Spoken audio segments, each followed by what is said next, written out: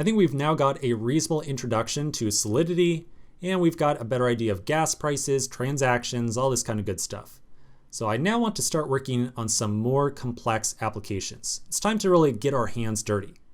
The first thing we're going to have to do as we start this next phase of the course is make sure that we get a lot of ether to work with on the Rinkeby test network.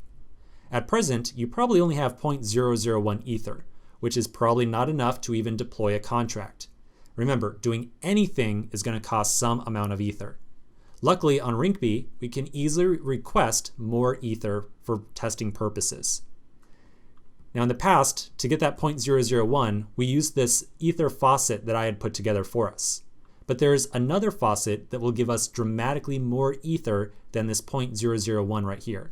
So we're going to walk through the process of using that faucet to get a lot more ether. Now you might be curious, why don't we just use that one at the get-go? Well, honestly, the other faucet is a little bit trickier to use, and I figured at the very start of the course, you probably wanted a little bit more simplistic way of getting some ether sent to you. So let's go through this other faucet. Inside my browser, I'm going to navigate to faucet.rinkeby.io. Okay, so I'll open up a new browser tab. Did not copy that. There we go. Nope, that's just one link. Come on. All right, there we go. So this is a little bit more complex, like I just mentioned. In order to use this test faucet, we have to create a new post from a Twitter account, a Google Plus account, or a Facebook account that contains our account address. We then paste a link to that social networking post that we just made in here, and then we can request up to 18.75 ether. So like I said, this one's a little bit more involved. They want you to use a social networking account just to keep people from spamming and getting so much ether and bogging down the network. So let's walk through this process together. I do highly recommend using Google Plus because it's probably the easiest way of making a quick post. And I'm going to assume that you probably already have a Google account. The first thing we're going to do is open up Google Plus. So a link to that is right here on the screen. We're going to go to plus.google.com. So I'm going to go to plus.google.com.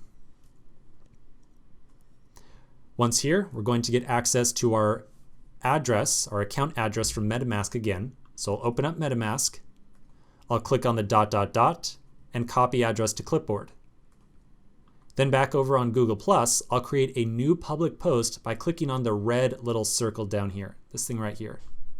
So I'll click on that, and I'm going to create a new post that contains nothing but my account address. And I'm going to make sure it is marked as public.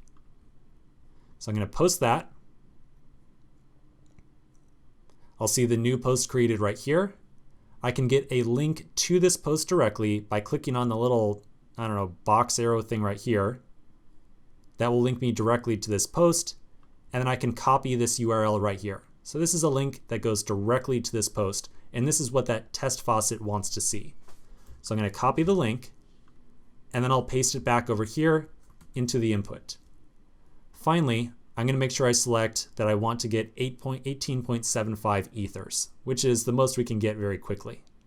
So I'll click on that, and then we basically just wait. Now, unfortunately for me, I took out some ether very recently, so I cannot get any more for another 39 hours. But for you, you should be able to get that 18.75. So very shortly, you'll see a little spinner pop up here, and then very shortly, you should be able to open MetaMask open again. Make sure you have Rinkeby network selected, and you should see about 18.75 ether pop up in here. And once you do, we're ready to move on. So let's continue the next section, and we're going to start putting this big old pile of ether to use.